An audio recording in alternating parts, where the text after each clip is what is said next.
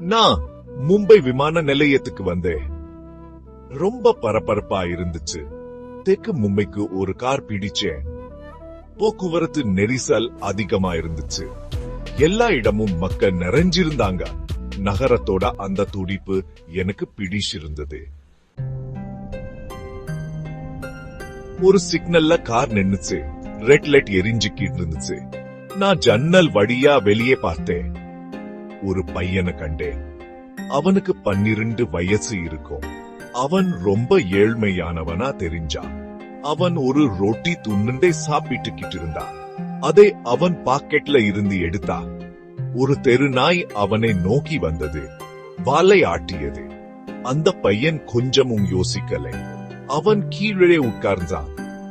அந்த நாய்க்கு ரொட்டியை காட்டினா. அந்த நாய் ரொட்டியை மோந்து பார்த்தது. அது சாப்பிடல. அந்த நாய் அங்கிருந்து போயிடுச்சு. அந்த பையன் ரொட்டி எடுத்தா. அத சாப்பிட்டா.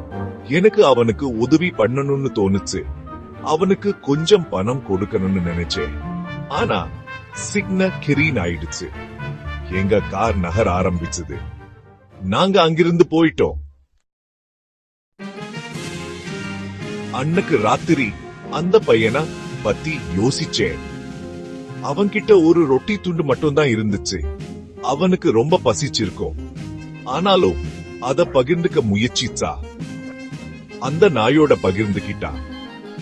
அன்பால பகிர்ந்துகிட்டா. அந்த பையன் எனக்கு ஒரு பாடம் கத்து கொடுத்தா. பகிர்ந்துகிட்டா சந்தோஷம் வரும். நம்ம கிட்ட அதிகமா இல்லத்தை சூட்ட பகிர்ந்துக்க முடியும். அன்பால பகிர்ந்துக்க முடியும். எனக்கு ரொம்ப நெகிழ்ச்சியா இருந்துச்சு.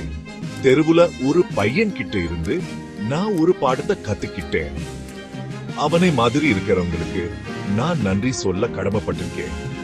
அவர்களால தான் இந்த உலகம் இன்னும் அழகா இருக்கே.